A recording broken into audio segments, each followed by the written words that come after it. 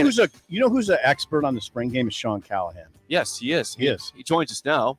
Husker Online, Sean Callahan's with us. Sean has Sean has an incredibly good memory. He's an incredibly good historian about things like this. Sean, what remember about? We were talking about. Hey, Sean, you tweeted it out too about Colorado and Prime and them selling 30,000 spring game tickets. You remember 2004? What was the deal? Like, why did it swing at Nebraska, where Nebraska started drawing all these people to the spring game?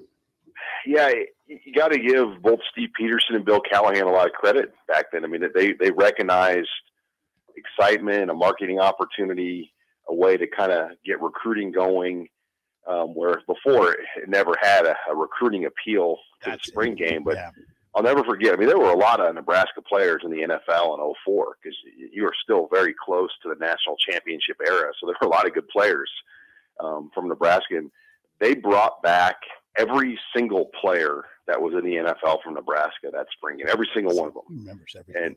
And they gave them an introduction on the field one by one with all those recruits there. And if you remember that 05 recruiting class, which would have been the 04 spring game, I mean, that's still the highest ranked recruiting class Nebraska's had in the modern day online era. I mean, you can go back to maybe the 90s before they started doing stuff where they had classes that would have rivaled this in terms of ranking.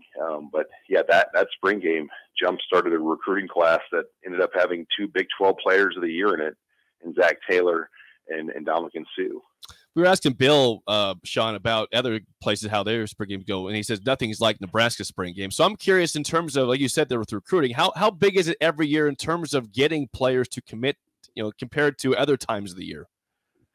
Yeah, it's just the event. I mean, if you go back and study the history of the recruits that visit the spring game for Nebraska, the hit rate on them is extremely high. It is the event that has traditionally jump-started recruiting for really the last 20 years almost, when you go back and look from 04 to now 2023, or I'm sure it's going to have a huge value to it as well. But yeah, that first spring game in 04, I mean, 61,417 people were at that game. And it's been over 54,000 every year, other than the COVID year in 2021, when they reduced the capacity to only 50% of Memorial Stadium.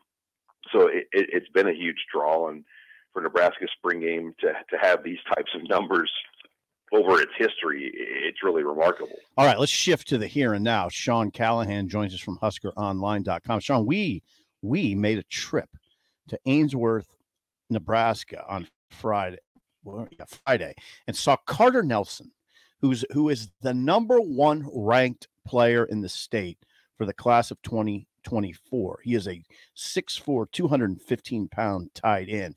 What was striking about Carter Nelson to you as you watched play basketball or interviewed him or interviewed the people close to him? What's your takeaways from our trip to Ainsworth? Well, number one, just how easy he makes everything look. I don't think I've ever seen a guy that, does all the things he does at the level he does, where he really hasn't had a ton of high-level specialized training. He can hit his head on the rim playing basketball. He can high jump 7 foot. He can throw a discus 175. He runs 111 flat. Okay. He could win a track meet by himself practically if he were allowed to do more than 4 events. That'd be fun to watch. Yeah. Be a part of relay, and then be a part of some relays with his teammates. I mean, he's special in that sense. And then the pole vault. I mean, we were just floored when they said that, one of the struggles we're going to have this year with pole vault is finding a pole that can handle his weight. But yet this is a guy that could win the pole vault this year at the state meet. So he does things with the human body that you're really not supposed to be able to do. And, just things like at these track meets where he'll do one event and he'll have to run across the meet with no warm up and do the next event and then go back to the other event. And then we go to this basketball game and, he kind of was just in there. He just took the game over. I mean, there are 3 or 4 moments where he just took things over and you're like, wow. I mean, his overall athletic ability, that's what jumps out. I mean, the 8-man football film, it's extremely hard to evaluate because he's the biggest guy, he's the strongest guy, he's the fastest guy on the field at that level. So you don't sometimes know for sure what you're looking at, but the other things really help you get a clearer picture that there just aren't many guys like this anywhere around the country. Well, and one sign of that is he got a little phone call from Nick Saban last Thursday and got a scholarship offer from Nick Saban, a scholarship offer from Alabama. Now, here's a question. We can get into nuance with you because you've been doing this a long time. Here's a good question. Could Carter Nelson commit to Alabama today? Is it a committable offer? No, I mean, there's 4 or 5 programs where their offer would be more invite to go work out. And Alabama is obviously one of those programs. If you read the book Fourth and Long that Nick Saban did here a couple years ago, I mean, it talked about the process they do with their camp and how valuable that is. With every guy that commits to Alabama has to come down and work out before they get the green light to actually get the opportunity to commit. And Georgia's in that camp. LSU is in that camp. Ohio State, Clemson. I mean, there's very few that can get away with that. I mean, back in the 90s, Nebraska did that a lot with their recruiting. I mean, you had to go to the Big Red football camps. And then a lot of the commits early on came from the Big Red football camps back then. North Dakota State under Craig Bowl started that up there, and they continue to do that at the FCS level. But you just typically don't see it because not a lot of people can get away with it. But Alabama obviously can, Georgia can, places like that where, before you get the green light, like Malachi Coleman, I believe he probably would have had to have gone down there. I know they were on him, but to truly get the green light at those programs, you've got to show it on their stage. So my Husker Online, Sean Callahan. Sean, over the weekend, Nebraska offers an 8th grader from Omaha, Torrey Pittman. I'm curious, do you think, is this a one-off? Do you think they might go, recruit earlier, more often for Nebraska?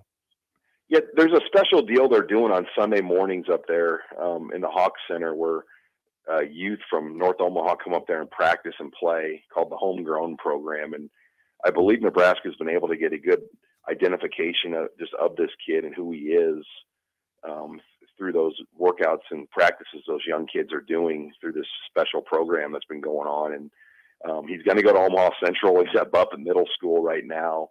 It's getting earlier and earlier. And I remember Cameron Jurgens got his and Davon Hall got his as freshmen. And we were like, wow, they're offering freshmen. Well, now they're offering 8th graders. I mean, I think that's just the reality of where it's at. If there's a guy that you just kind of know, like you knew when Cam Jurgens was that young, he was probably that type of an athlete. I'm sure the same goes for Torrey Pittman as well. And it'll be fun to watch him now this fall in Omaha Central and what he can do there as a freshman. Sean, what can this Nebraska men's basketball team do in these final 3 games? What's your record prediction in the final 3 games? They have Minnesota, Michigan State, and they're at Iowa. Give me a record. Well, they could win all 3, but I think 2-1 is probably, the realistic hope, in my opinion. I think they can win both home games, but Iowa on the road is very tough. I mean, it's tough that they need that game too. And Michigan State, just got a big win last night. But that's true. If they could get to 2-1 and 9 conference wins, I mean, that would be really, really impressive. And I know they're not in the NCAA discussion because of what happened earlier in the year in terms of where their net is. But I mean, if they could get to the NIT as the team that was picked 14th in the Big Ten, unanimously 14th, really on every poll you saw, that would be a huge step for Fred's program, especially with the injuries they've overcome. And it's fun. I mean, going to those games right now on Sunday was fun, and my daughters went with us, and we're looking forward to Saturday to go over there and the place is buzzing. Togonama is as popular of a Husker basketball player that I can remember, and just to see those former players from the 80s and the 90s and the 2000s and even the 70s and all praise the way Fred's team's playing. This is what you want. I mean, this is why that place is full right now. Sean, always good stuff. Thanks for the time. We will chat with you again next week. Thanks, guys. Husker Online, Sean Callahan. I am not pouring cold water on what Sean Callahan says because I am in a camp that's saying they're going 3-0 in the rest of the regular season, and Iowa's not that tough a place to play.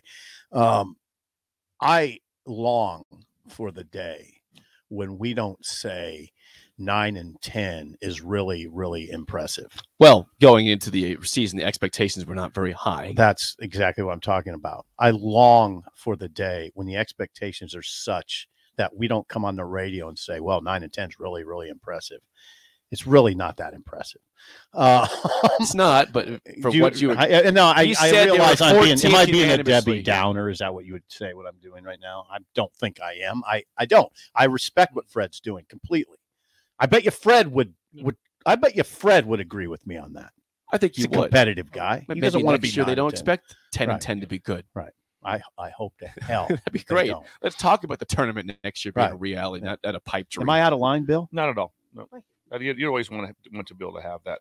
I think one thing that Sean said, he said, what a great job Sean does covering all this is when they talked about, like I'd mentioned several times at LSU, you had to come to camp. So that comes up. Just remember, the really good guys love to go and they love to show off because they're really good. The one it weeds people out right away. Like, I'm not running. I'm a little tight. Fast guys like to run fast. They do. When they're really fast, you know what they do? They're like, watch this. Let's do this. You want to do pass rush? That sounds outstanding. And the pressure also at LSU, which would be the same at all those other schools, would be when it went to one-on-ones like that, when it was good on good, all the current players on the team are at camp. So Justin Jefferson's there with the wideout. So if he beats a DB, he's getting after Stingley. On the other side, so it's competitive like that. So they're making this. This is how it works here. But that'd be fun. But the real dudes do it. And also we had like an all-star thing. It was always right at the very end of the session. We'd pick out the best players, and they'd go up and down the field 7-on-7, and we'd watch them and go but so they want to show off. So if the ones they're like going, I don't think if I want to do it like that. It's like that's why they're off the board. They're just completely off the board. But that's how it needs to be. Now Now your film has to match it. Yeah. There'll always be some guys come in like, whoo, you see what he just did? You see this test? See what he ran? See what he jumped? And then you go out there. How's he doing? Not very good. Just the same as a film. He's not a very good football player. He's a really good tester. No. Like that. And there's some guys too, you look at and go, oh man, I don't know. He doesn't test great, but watch him play. Just watch him play. And that's where the busts happen, where you get so caught up in some numbers, and then you don't take the really, really good football player. Interesting. Love it. Great stuff. When we come back, song of the day and mailbag on early break in the ticket.